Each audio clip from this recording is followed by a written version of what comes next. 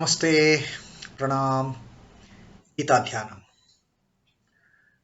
Om Parthaya Pratibodhitam Bhagavata Narayanena Swayam Vyasena Gratitam Purana Munina Madhye Mahabharatam Advaitam Ritavarshinim Bhagavatim Ashtadashadhyayinim Ambatva Manusandadhami Bhagavad Gite Bhavadveshinim. Oh, Bhagavad Gita, with which Lord Narayana himself gave enlightenment to Arjuna. The ancient sage Vyasa included it in the Mahabharata. O goddess, showerer of the nectar-like knowledge of non-dualism contained in your 18 chapters. O my affectionate mother, the destroyer of rebirth, I meditate upon thee. Krishna Vandana. वसुदेवसुतं देवं कंसचाणूरमर्दनं देवकीं परमानन्दं कृष्णं वन्दे जगद्गुरुम्. Son of Vasudeva, slayer of Kansa and Chanur, extreme delight for Mother Devaki, O Lord Krishna, supreme teacher of the universe, my salutations to you. Our reading of the fourth adhyay continues, and Sri Krishna continues to teach us the different types of yajñas that people, the real karma yogis, they keep on performing in getting rid of their I consciousness and sacrificing some sacrifice, one or the other, in order to get rid of that I consciousness, in order to realize that they are the instruments in the hands of the Lord and doing their karmas as the karma has come to their Lord. Not running away from the karma, not escaping from doing the work that has come to them, but sacrifice something in the spirit of giving up and then attain that realization.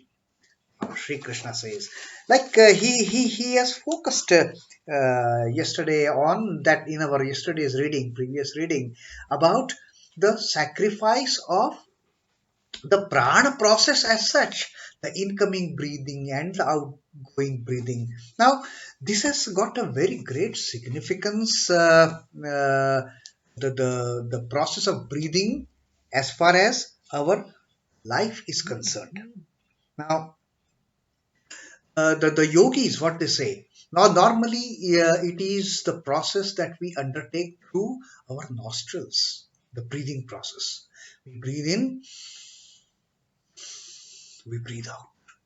Now, sometimes people tend to breathe through mouth also. The yogis say that that breath is not, healthy breathing through mouth. This is actually the normal way of breathing in, breathing out. They say the breathing through mouth is actually harmful, and even the yogis, they have studied this process of breathing. It is not that we just breathe in, breathe out. What happens is we breathe in, that is apana. Our great yogis, they have analyzed all these vital processes to such a depth that they have a kind of uh, given a thorough description of how the process of breathing also happens. And out of that study, out of that analysis of breathing process as such, has come up the science, great science of pranayama. You see what happens normally, our breathing is when we are calm, when we are quiet, when we are in a good mood, our breathing is absolutely comfortable. But think of the conditions when we are not comfortable. There is a fear, we are exhausted, we are desperate, we are frustrated. Our breathing becomes so unrhythmic. The normal condition when we are calm, it is totally rhythmic breathing. And through that rhythmic breathing comes our poise, comes our calmness that is reflected automatically. And that's why Krishna has given special importance in describing this process of sacrificing, the process of breathing also. As we were discussing, how the yogis, they have analyzed the process of breathing. The breath that we take in, inhale, is apana. What we exhale is prana. That one which is thrown out is prana. And they have even given the names to these specific techniques of incoming breath and outgoing breath. The incoming breath, that is the process of apana. That inhaling technique is called as purak. Purak. And as we exhale, it is called as rechaka. And in between, there is some time frame when that breath actually remains in our body. The time interval between in and out, the time interval between the sacrifice that Sri Krishna had spoken of in the 29th shloka, that apane juhvati prāṇam prāṇa apanam apare. Sacrificing the incoming breath into outgoing breath. So whatever is the interval in between these two sacrifices, that is called as kumbhaka. Till the time that breath remains in our body, till the time that vital energy of the creation is part of us. Otherwise, it is incoming and outgoing, it is inhaling and exhaling, it is prana and apana. Otherwise, it is puraka and rechaka. In between, at that little time that the breath remains within us is kumbhaka. And this science of pranayama actually teaches us how to maintain, how to control this process of breathing. And the yogis, they say that this particular exercise of pranayama has to be undertaken under strict professional guidance. Who is a real knower of pranayama? Reading textbooks and reading videos on the YouTube, I mean watching videos on the YouTube, if we start performing pranayama, it could be greatly detrimental to our health. It may destroy our nervous system also, for that matter. And that's why Holy Mother Sarda Devi used to say that one should be very careful about undertaking these breathing exercises. They can heat up your brain. So, that is such an important aspect of our life as such, the process of breathing. And therefore, Sri Krishna mentioned in the 29th shloka of that sacrifice also, the sacrifice of the incoming breath into outgoing and the outgoing breath into incoming breath. Now, in the 30th shloka, further Sri Krishna is elaborating on the process of breathing and the intake of food. So Sri Krishna says, apare niyatāhārāḥ prāṇān prāṇeṣhu juhvati sarve pyete yajña-vido yajña-kṣhapita-kalmaṣhāḥ. Still others, apare, even other people, there are others who, the people, niyatāhārāḥ. Niyatāhārāḥ. Aharaha is food. Niyata is regulated. Still other people with the tendency of regulated food intake. Full control. They won't eat like Bakasur, keep on hogging the food and then complaining of acidity and chest pain and I'm feeling a bit this, a bit that. Not like that. They have regulated food intake. Whatever they want, they will eat a bit less. Like there is that Japanese concept of 80-20, that if you are 100% hungry, Don't eat to the level of that satisfying 100% of the hunger. Leave 20% aside. Eat only 80% of it. So, apare niyatāhārāḥ prāṇān prāṇeṣhu juhvati. Those people with the regulated, with the controlled food intake, they have another form of sacrifice. And what is that another form of sacrifice? Prāṇān prāṇeṣhu juhvati.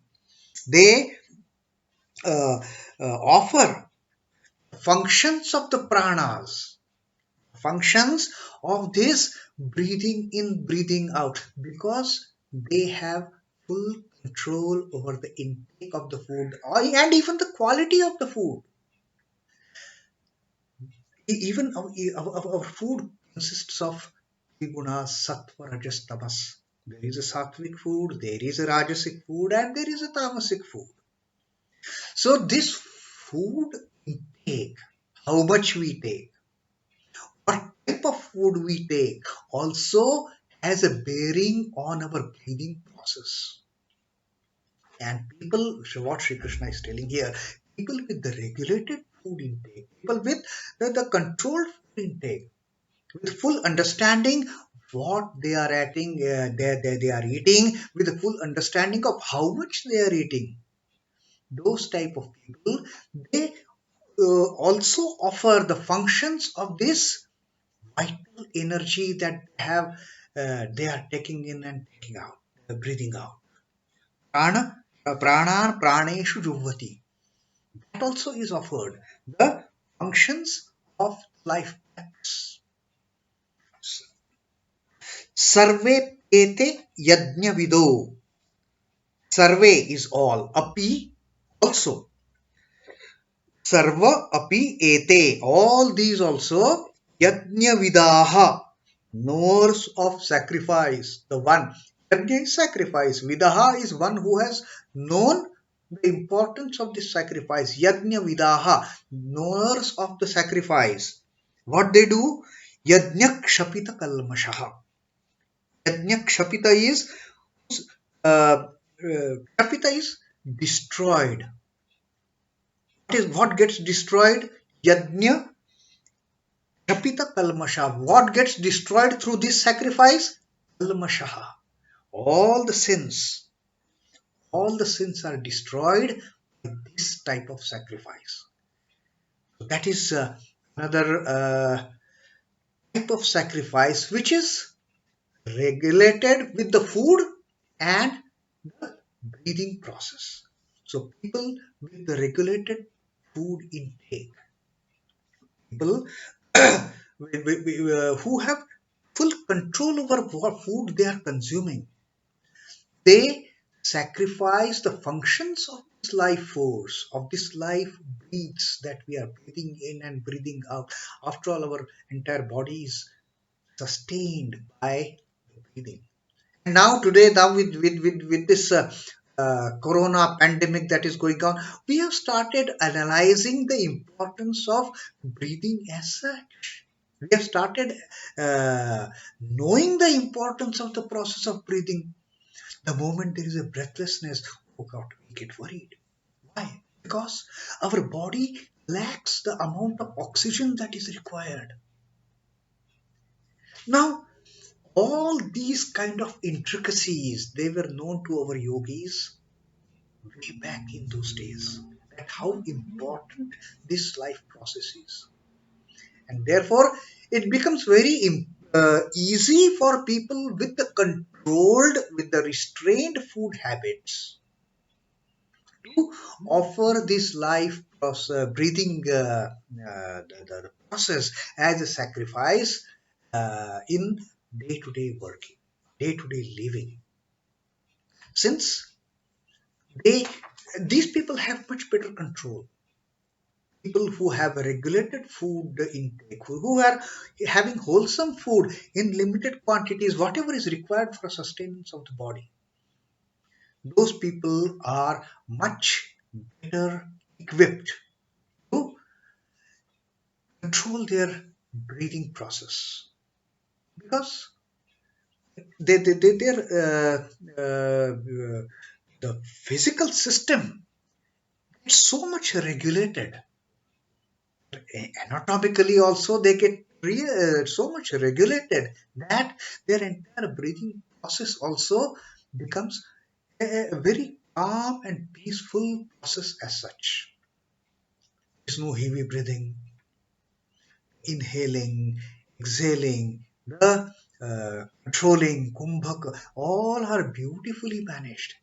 And those people, when they offer their breathing process, the functions of their breathing process as sacrifice, consider that they are the knowers of the yajna. They are the knowers of real what sacrifices. They are the real knowers. And such people, they are not tempted by any sins.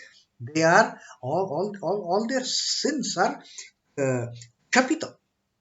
They are destroyed by such types of sacrifices. So that is the relationship between the ahara, the food intake, and the prana yajna, the sacrifice of the living vital energy. The relationship that Sri Krishna has explained in this 30th shloka. Partaking of wholesome food in a regulated manner is in itself an aspect of yoga.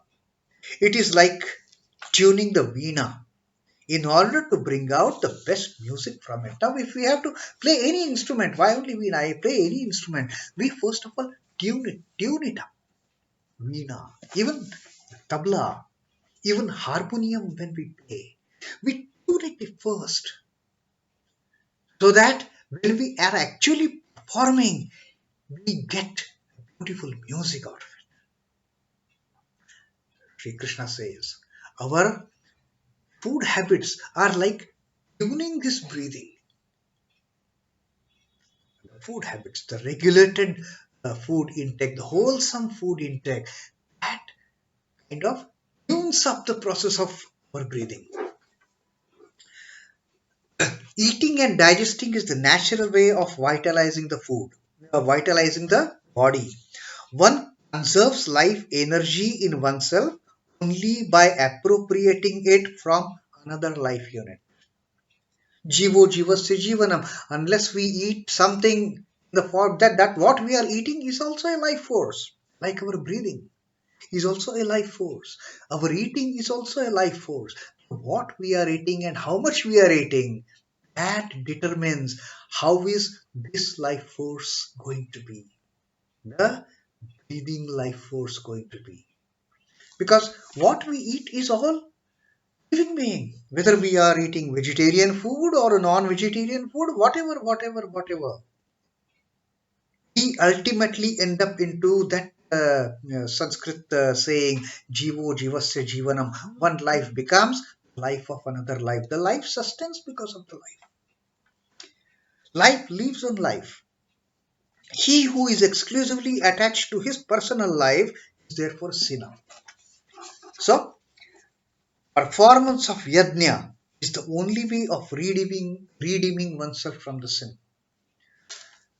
So consider what I am breathing in is a sacrifice to the breath going out. That it is going to be someone else's breathing in different form. What I am breathing in has been exhaled by someone else. That I am now breathing in. So whatever we are offering, offer it as a sacrifice. Let it be a sacrificial offering to some other person also. Let the other person also get benefited out of your sacrifice. The individual life to this sacrifice, when we have this attitude of sacrifice, what happens? The individual life gets dedicated to the service of the cosmic life. Then every breath exhaled out, it is offered as a sacrifice. So you're offering something back to the creation. We are offering something back to your brethren. This is what is meant by offering the functions of the pranas in the pranas themselves. So we are offering these functions of prana as sacrifice in the pranas themselves. Prāṇān prāṇeṣhu juhvati. That is what Sri Krishna has mentioned in this 30th shloka. They who live for common will incur no sin. And these are the type of people. These are the type of people who even their breathing process is undertaken with the intention of as an offering, as a sacrifice for the betterment of others. What else does want? That is the ultimate kind of sacrifice then. Even the breathing offered as sacrifice. And Sri Krishna says, sarve pyete yajña-vido. All those who understand this kind of sacrifice, this type of sacrifice, yajña-kṣhapita-kalmaṣhāḥ, they are freed, all their sins are destroyed by this type of sacrifice. So that was the beautiful uh, continuation of Sri Krishna's teaching on the importance of sacrificing the breathing process also. But here it is sacrifice of breathing processes, prana into prana, functions of prana into prana. That sacrifice, which is because of the regulated food intake, niyatāhārāḥ. That is a very crucial teaching in this 30th shloka. So that is our reading for the day. Om Namo Bhagavate Vasudevaya. Sri Krishna Arpanamastu. Jai Sri Ram Krishna. Jai Thakur. Jai Ma. Jai Swami.